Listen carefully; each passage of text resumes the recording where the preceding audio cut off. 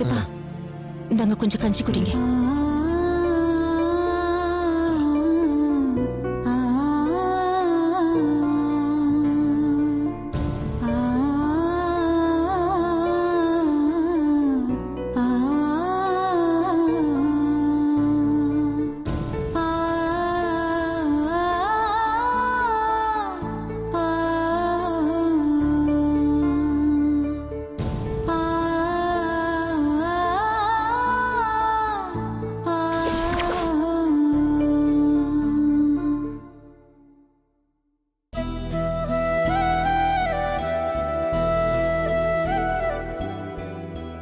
சித்தப்பா இந்தாங்க பால் குடிங்க.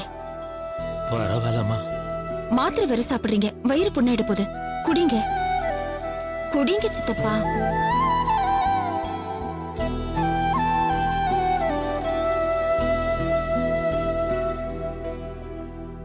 Good morning mister Dharmalingam. Good morning doctor. Good morning ராணி.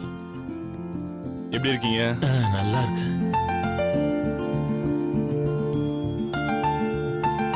மூச்சு இழுத்து விடுங்க மெதுவா. Very good. இங்க பாருங்க சார், மருந்து மாத்திரையில மட்டும் இங்க கியூர் ஆக வேண்டியிருந்தா இன்னும் 1 வாரம் ஆயிருக்கும்.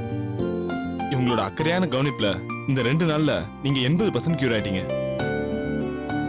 ஆமா டாக்டர், நந்தினி என்ன கவனிச்சுக்கிற விதத்துல என் மனசு முழுக்க நிம்மதி கிடைச்சிருக்கு டாக்டர். நான் இப்பவே பூர்ண குணமாயிட்டோங்கிற எனக்குள்ள ஒரு உணர்வு ஏற்பட்டிருக்கு டாக்டர். மருந்து செய்யாத அற்புதத்தை நல்ல மனசு செய்யும்னு சொல்லுவாங்க. அது எவ்வளவு பெரிய உண்மைன்னு இவங்க உங்களுக்கு காட்டிட்டாங்க. அப்படியெல்லாம் எதுவும் இல்ல டாக்டர். ஒரு பொண்ணு அப்பாவுக்கு செய்ய வேண்டிய கடமையை தான் நான் செஞ்சேன், மத்தபடி வேற எதுவும் இல்ல. டாக்டர், சித்தப்பாவை எப்போ டிஸ்சார்ஜ் பண்ணலாம்? ஓஎஸ், இன்னைக்கு மதியமே அவரை தாராளமா வீட்டுக்கு கூட்டு போலாம். உண்மையா டாக்டர் சொல்றீங்க? உண்மையாதான் சொல்றேன். மெடிசன்ஸ்லாம் கொஞ்சம் எழுதி தரேன், வீட்டுல போய் அதை ஃபாலோ பண்ணுங்க. மிஸ்டர் தர்மலிங்கம், நீங்க கொஞ்சம் ஸ்ட்ரெயின் பண்ணிக்காம பாத்துக்கோங்க. சாஃப்ட் பிலோவா யூஸ் பண்ணுங்க. Okay, take care. வரேன். வரமா. Thank you doctor. சித்தப்பா இந்த பால் குடிங்க. நந்தினி. ஐயோ சித்தப்பா போதும். திரும்பவும் நான் உன்னாலதான் பொழைச்சேன் அது இதுன்னு மறுபடியும் ஆரம்பிச்சிடாதீங்க. நான் போய் டாக்டரை பார்த்து பேசிட்டு வந்துடுறேன். அப்படியே ரிசப்ஷன்லயும் பில் செட்டில் பண்ணிட்டு வந்துடுறேன். நீங்க டிரைவருக்கு ஃபோன் பண்ணி வண்டி எடுத்துட்டு வர சொல்லுங்க. சரி சரி.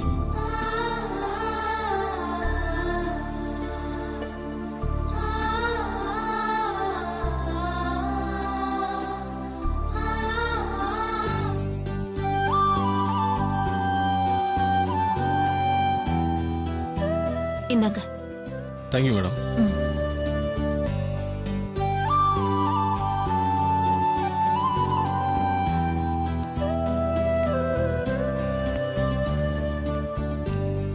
சித்தப்பா பில் செட்டில் பண்ணிட்டேன், மெடிசன்ஸும் வாங்கிட்டேன். சரிம்மா சரி. ஐயா எல்லாத்தையும் பேக் பண்ணியாச்சு. டேய், இன்னைக்காவது கார் கண்டிஷனா இருக்கா? எல்லாம் கரெக்டா இருக்குங்க ஐயா. இதே தான் டெய்லி சொல்லிட்டு இருக்கப்போ. சரிங்க ஐயா. சித்தப்பா, டாக்டர் சொன்ன மாதிரியே இந்த நெக் பெல்ட் உங்க கழுத்துல கொஞ்ச நாளைக்கு இருக்கணுமா. எடுத்துட்டீங்கன்னா உங்களுக்கு கழுத்து வலிக்க ஆரம்பிச்சிருமா. திரும்ப சித்தப்பா நான் போட்டு விடுறேன். வலிச்சதுன்னா சொல்லுங்க. வலிக்குதா? இல்லம்மா. சரி சித்தப்பா, கிளம்பலாமா? சரிம்மா. இருங்க இருங்க, நான் வரேன். பாத்து மெதுவா சித்தப்பா. பாத்து சித்தப்பா. இருங்க இருங்க. வேண்டாமா வேண்டாமா வேண்டாமா. பாத்து சித்தப்பா. சித்தப்பா, நம்ம வீட்டுக்கு போறதுக்கு முன்னாடி கோயிலுக்கு போய் சாமி கும்பிட்டுட்டு போலாம். நீ கூப்பிட்டா சுடுகாட்டு கூட வருவோமா? ஐயோ, ஏன் சித்தப்பா இப்படி எல்லாம் பேசுறீங்க? வாங்க. சரி. பாத்து மெதுவா மெதுவா.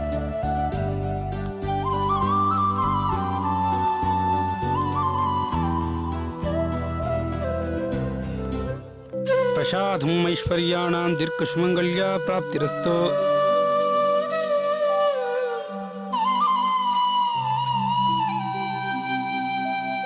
வாமா நந்தினி, நன்னா இருக்கியா? யார் பேருக்கு அர்ச்சனை? சித்தப்பா பேர்ல. சித்தப்பா ஒரு பெரிய ஆக்சிடென்ட்ல இருந்து உயிர் பொழைச்சு வந்திருக்காரு. அவருக்கு இனிமே எந்த பிரச்சனையும் வரக்கூடாதுன்னு அவர் பேர்ல அர்ச்சனை பண்ணுங்க. பேரு தர்மலிங்கம். தர்மலிங்கம் நாம ராசி நட்சத்திரம். மகர ராசி உத்திராட நட்சத்திரம். உத்தராஷாಢ நட்சத்திரே மகர ராசுஜாதஸ்ய சககுடும்பானாம் க்ஷேமதைரிய வீரியவசி ஆயுளாரோக்கியஸ்வர்யாணா விவர்த்தர்த்தம் தர்மார்த்த காமிய மோட்ச சதுர்வித பலபுருஷார்த்த சித்தர்த்தம் மகாவள்ளி தேவசேனாசமேத சுப்பிரமணிய சுவாமி பரிபூர்ண கிருபாகடாதி பலசித்தர்த்தம் ஓம் ஸ்கந்தாய நமஹ ஓம் குஹாய நமஹ ஓம் ஷண்முகாய நமஹ ஓம் பாலநேத்திரசுதாய நமஹ ஓம் பிரபவே நமஹ ஓம் பிங்களாய நமஹ ஓம் மகாவள்ளி தேவசேனாசமேத சுப்பிரமணிய சுவாமினே நமோ நமஹ ஓம் உமாகோமல ஹஸ்தாபியாம் சம்பாவிதலலாடகம் இரண்யகுண்டலம் வந்தே குமாரம் புஷ்கரஸ்ரஜம் மகாவள்ளி தேவசேனாசமேத சுப்பிரமணிய சுவாமினே ஆஜ்ய தீபம் தரிசயாமி.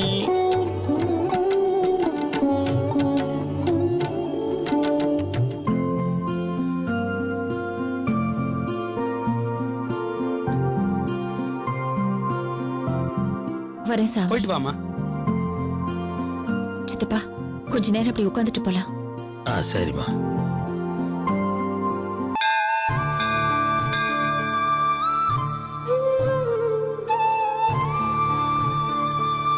நந்தினி, வயித்துல கருவு சுமந்துட்டு இருக்க நீ நல்லா இருக்கணும்னு நான் தாமா உன் பேர்ல அர்ச்சனை பண்ணணும். ஆனா நீ என்ன காப்பாத்துறது மட்டும் இல்லாம கோயிலுக்கு வந்து அர்ச்சனை பண்ணி மனசார நான் நல்லா இருக்கணும்னு வேண்டிக்கிறியம்மா. உனக்கு போய் நான் எவ்வளவு கஷ்டம் கொடுத்துட்டேம்மா. ச்சே, நான் மனுஷனே இல்லம்மா. உன் முன்னாடி உட்கார்றதுக்கு எனக்கு கூச்சமா இருக்குமா. சித்தப்பா இப்படி எல்லாம் பேசி என்ன கஷ்டப்படுத்தாதீங்கன்னு நான் ஹாஸ்பிட்டல்ல சொன்னேன்ல. முடியலம்மா. மனுஷன் மனசுக்குள்ள மிருகம் குடியிருக்கிற வரைக்கும் எந்த காயமும் வலிக்காதுமா, எந்த பாவமும் உறுத்தாதுமா. அதே மனசுல மிருகம் செத்து போய் மனுஷத்தன்மை குடியேறிச்சுனா சின்ன காயம் கூட பெருசா வலிக்குமா. சின்ன சின்ன பாவமும் பெருசா உறுத்தோன்னு சொல்லுவாங்க. அது எவ்வளவு பெரிய உண்மைன்னு இப்போ என்னால தெளிவா உணர முடியுதுமா.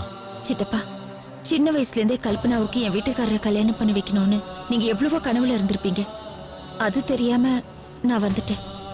அதனால தான் உங்களுக்கு என் மேல கோவம். அந்த கோவத்துல தான் நீங்க என்ன அப்படியெல்லாம் பண்ணிட்டீங்க. மத்தபடி நீங்க பண்ணது தப்புன்னு நீங்க உணர்ந்துட்டீங்கல்ல, எனக்கு அது போதும் சித்தப்பா.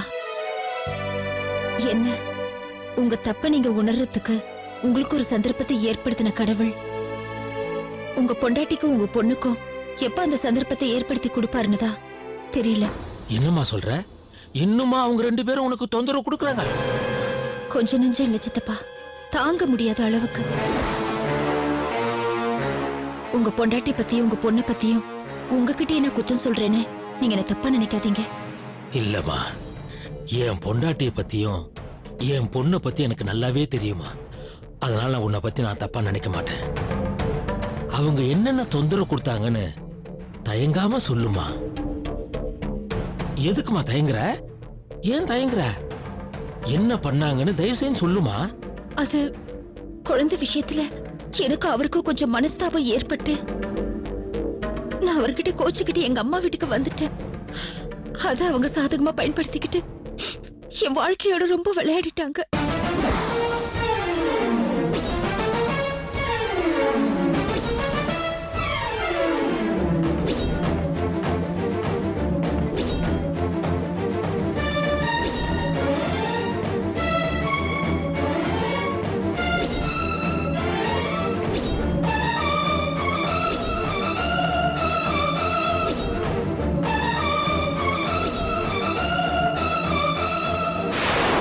என் பொண்டாட்டியும் பொண்ணும் உனக்கு இந்த அளவுக்கு கஷ்டத்தை கொடுத்துருக்காங்க.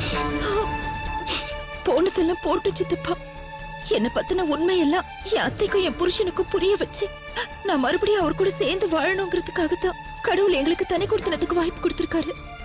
எங்க தனி கொடுத்தன வாழ்க்கையில மறுபடியும் கல்பனா அவங்க அம்மா கூட சேர்ந்துகிட்டு ஏதாவது சதி வேலை பண்ணி என் புருஷன் கிட்ட இருந்து என்ன பிரிச்சிருவாங்களோன்னு எங்க வீட்டுல இருக்கிறவங்க எல்லாரும் பயப்படுறாங்க சித்தப்பா. நீ சொல்றதுல வச்சு பார்த்தா எனக்கு அப்படிதாம்மா தோணுது. அவளுங்க திருந்த மாட்டாளுங்க.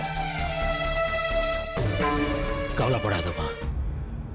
எப்ப நான் செஞ்சதெல்லாம் மறந்துட்டு என்ன காப்பாத்தினியோ அப்பவே உன்னை என் மூத்த பொண்ண நினைச்சிட்டம்மா. இனிமே உனக்கும் உன் வாழ்க்கைக்கும் என் பொண்டாட்டி பொண்ணால மட்டும் இல்லம்மா, வேற யாராலையும் எந்த கஷ்டமும் வரவிட மாட்டேமா. இந்த கோயில்ல வச்சு நிறைஞ்ச மனசோட சொல்றமா, இனிமே உன் வாழ்க்கை ரொம்ப நல்லா இருக்குமா. உன் புருஷன் கூட நீ ஆசைப்பட்ட வாழ்க்கைய சந்தோஷமா வாழ்வமா. நான் உன்னை வாழ வைப்பேன்.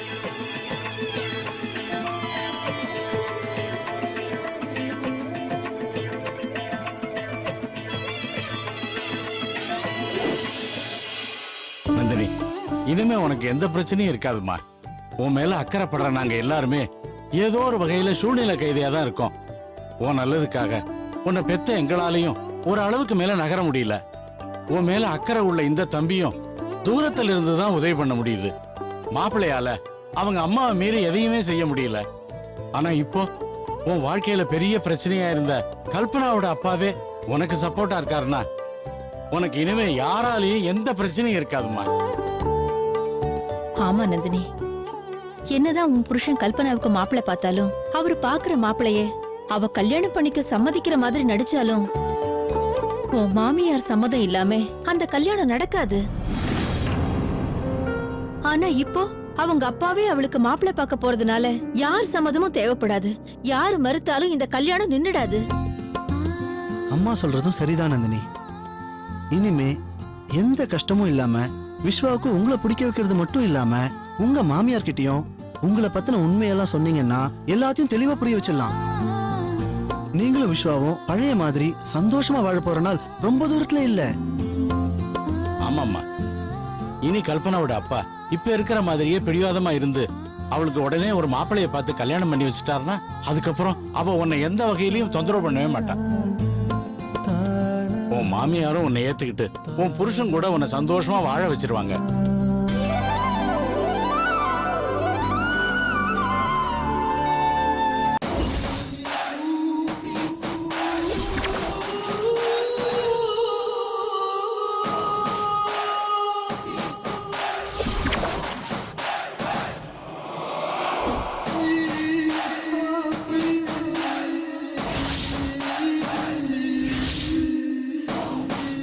என்னக்கா அந்த ரேவதி இவ்வளவு தெளிவா இருக்கா? நந்தினியை பார்த்ததும் தன்னை மீறி எமோஷனல் ஆகி உண்மையை ஒத்துக்கோன்னு பார்த்தா அவகிட்டயும் அலட்டிக்காம நான் உங்க ரேவதி இல்ல தீபிகான்னு ப்ளே பண்ணிக்கிட்டு இருக்கா. அக்காவை பார்த்ததும் எமோஷன்ல உளறிடுவான்னு நாம அப்ப கணக்கு போட்டோம். ஆண்டவனையே பார்த்தாலும் உளறிடக் கூடாதுன்னு அவ தெளிவா இருக்கா. அக்கா வேற வழியே இல்ல. நான் சொன்ன மாதிரி அந்த ரேவதியை போட்டு தள்ளலாம் தானே பிரச்சனை வரும். அவ அப்பாவையோ அம்மாவையோ போட்டு தள்ளிட்டா நமக்கு பிரச்சனை வராதுல்ல. அதே நேரத்துல அவ ரேவதியா தீபிகாவான்னு நமக்கு பிரச்சனை சால்வ் ஆயிடும். அப்பா அம்மா பணத்தை பார்த்துட்டு அவளால சஸ்பென்ஸ் எப்படி மெயின்டைன் பண்ண முடியும்? பணத்து மேல விழுந்து ஐயோ அப்பா அம்மான்னு அவ கதறி அழுதுதான் ஆகணும். மகேஷ் சொன்னது பக்கா ஒர்க் அவுட் ஆகும்க்கா. இப்பயே பசங்க கிட்ட சொல்லி அவங்க அப்பாவே அம்மாவையோ போட்டு தள்ளிடலாம்க்கா.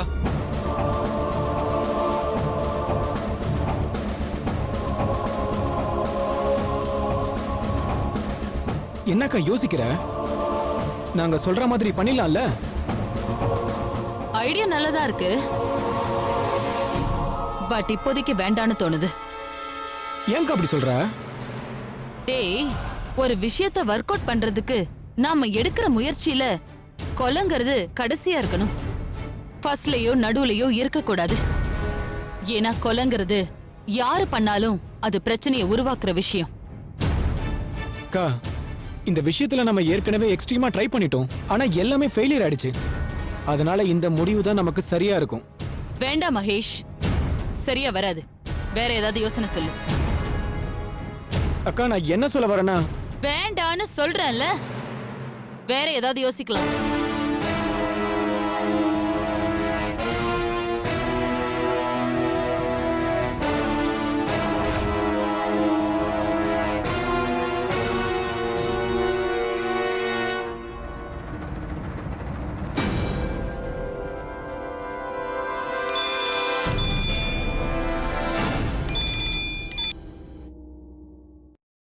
ஹலோ. லவுட் ஸ்பீக்கர்ல போடு, லவுட் ஸ்பீக்கர்ல. என்னப்பா இன்னும் எவ்வளவு பணம் வேணும்? டேய், இனிமே நீ என்கிட்ட ஏமாத்தி பணம் வாங்க முடியாதுடா. மரியாதையா என்கிட்ட வாங்கின பணத்தை திருப்பி கொடுத்துரு. ஏன் ஏன் ஏன் நீ நான் வாங்கின படத்தை திருப்பி கொடுக்கறதுக்கு வட்டி கடையா நடத்திட்டு இருக்க? ஏய், இன்னைக்கு என்ன மிரட்டெல்லாம் ரொம்ப ஓவரா இருக்கு. ஏன் நீ கொன்னு புதைச்ச ரேவதி பீனிக்ஸ் பறவை மாதிரி மறுபடியும் உயிராகி தீபிகான்ற பேர்ல திருப்பி வந்திருக்காளே, அந்த மிதப்பா? ஆமா, அதே மிதப்பு தானே வச்சுக்க. அவ ரேவதின்னு நீ நிரூபிக்க முடியாம தவிக்கிற தவிப்பு ரொம்ப நல்லா இருக்கு ரதி தேவி. ஆனா உன்னால கடைசி வரைக்கும் அவளை ரேவதின்னு நிரூபிக்கவே முடியாது. ஏன்? ஏன்னா அவ ரேவதியே கிடையாது. ஏய், அப்ப நீதான் அவளை நடிக்க வச்சிட்டு இருக்கியா? நீ ரேவதியை கொன்னு புதைச்ச அன்னைக்கு மலேசியால அவள மாதிரியே ஒருத்தி இருக்கான்னு தெரிஞ்சிருந்தா நீ சொல்ற மாதிரி அவளை தீபிகாவா வர வச்சிருக்க மாட்டேன், ரேவதியாவே நடிக்க வச்சிருந்திருப்பேன். ஏய், நீ என்னதான் சுத்தி குழப்பி விட்டாலும் நான் இனிமே குழம்ப மாட்டேன். அவ ரேவதி தான். அவ இன்னும் சாகல, செத்துட்டான்னு தப்பா நினைச்சு நாங்க அவளை புதைச்சிட்டோம். அதுக்கப்புறம் நீ அவளை காப்பாத்தி இருக்க. உன் கற்பனை எல்லாம் நல்லாதான் இருக்கு, ஆனா அந்த கற்பனை நீ பண்றதுதான் தப்பா இருக்கு. ஏன்னா 1000 தான் இருந்தாலும் நீ கொஞ்சம் பிரில்லியன்ட் தானே. ஆனா அதுக்காக இப்படி தப்பு கற்பனை பண்ணிக்காத. ரேவதி செத்துட்டாங்கிறதுல எல்லாரையும் விட நீ தான் ரொம்ப கான்பிடண்டா இருக்கணும். அது மட்டும் இல்லாம கரன்சியை எனக்கு கரெக்டா டெலிவரி பண்ணிக்கிட்டே இருக்கணும். இல்லனா என்கிட்ட இருக்கிற எவிடன்ஸ்லாம் போலீஸ் டிபார்ட்மெண்ட்டுக்கு போய்கிட்டே இருக்கும். டேய், இனிமே அந்த எவிடன்ஸ் எல்லாம் வச்சு என்ன நீ ஒண்ணு மிரட்ட முடியாது. எந்த எவிடன்ஸ்? உனக்கு நான் அனுப்பி வச்சனே ரேவதி டெத்தோட சிடி, ட்ரெஸ், போட்டோ காப்பீஸ், இதை எல்லாத்தையும் நீ சொல்றியா? என்கிட்ட அதையெல்லாம் விட பெரிய எவிடன்ஸ் இன்னும் பத்திரமா தான் இருக்கு. அது ரேவதியோட டெட் பாடி. ஏண்டா டேய், ரேவதி தான் உயிரோட இருக்கால, அப்புறம் எப்படிடா டெட் பாடி? தேவையில்லாம என்ன டிஸ்டர்ப் பண்ணாத, போன் வைடா. அப்ப நான் சொல்றதை நீ நம்பவே இல்லல்ல? நீ சொல்றதெல்லாம் நம்பறதுக்கு நான் ஒண்ணு கேனச்சு இல்ல. வைடா போன. கா, என்னக்கா அவன் ரேவதி உயிரோட திரும்ப வந்ததுக்கு அப்புறமா அவன் மிரட்டிட்டு இருக்கான். கிடைச்ச வரைக்கும் நம்ம கிட்ட இருந்து புடுங்கலான்னு பாக்குறான்டா. அவன் கிடைச்சிட்டானா அவன் உயிரை நான் புடுங்கிடுவேன்னு அவனுக்கு இன்னும் புரியலடா. ரேவதி குழப்பம் கிளியர் ஆகுற வரைக்கும் அவ இப்படியே காமெடி பண்ணிக்கிட்டே இருக்கட்டும். அதுக்கப்புறம் அவனை நாம கிளியர் பண்ணிடலாம்.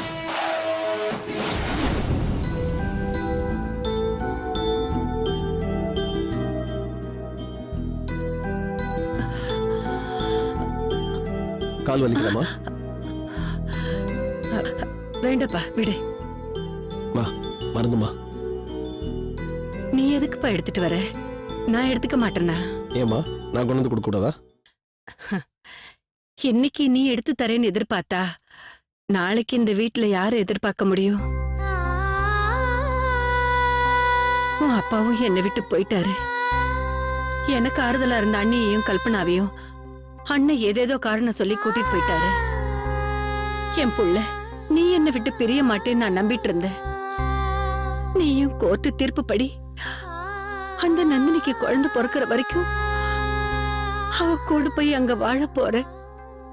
கடைசியில நான் யாருமே இல்லாத அனாதையா இங்க கிடந்து சாக போறேன். மா, ஏமா இப்படி எல்லாம் பேசுற? நீ எதுக்கு அனாதையா இருக்கணும்? நான் உயிரோட தானே இருக்கேன். தயவு செஞ்சு இது மாதிரிலாம் மனசால கூட நினைக்காதமா. இங்க பாருமா, நான் மறுபடியும் சொல்றேன், நோ ஒன் இஸ் அபவ் லா. சட்டத்தை மதிக்கணுங்கிற ஒரே காரணத்துக்காகத்தான் நான் இதுக்கு ஒத்துக்கிட்டு இருக்கேன். மற்றபடி அங்க போய் அவளோட வாழணும்னு எனக்கு எந்த இஷ்டமும் இல்லை. அதுவும் ஏமா கொஞ்ச நாள் தானம்மா இது. அதுலயும் 2 நாளைக்கு ஒரு தடவை நான் வந்து உன்னை பார்த்துக்கிட்டு தான் இருக்க போறேன். டெய்லி போன்ல பேசத்தான் போறேன். அப்புறம் ஏமா இப்படி கவலைப்படுற? நீ சொல்ற, ஆனா செய்வியன்னு தெரியலையே. கண்டிப்பா செய்வேம்மா. ஏமா அப்படி பேசுற? உன்னை இங்க தனியா கஷ்டப்பட விட்டுட்டு நான் மட்டும் அங்க போய் நிம்மதியா சந்தோஷமா இருப்பேனா? மனசை ரொம்ப கஷ்டப்படுத்துறமா. ஃபர்ஸ்ட் ஆஃப் ஆல், நீ இந்த மாதிரி எல்லாம் யோசிக்கவே கூடாதுன்னு டாக்டர் சொல்லிருக்காங்கல்ல. எதுக்கு தேவையில்லாம மனசை போட்டு குழப்பிட்டு இருக்க? இந்தா மருந்து பொடி.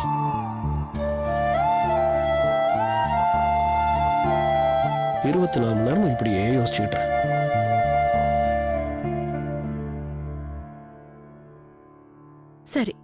போய் படுத்துக்கோ.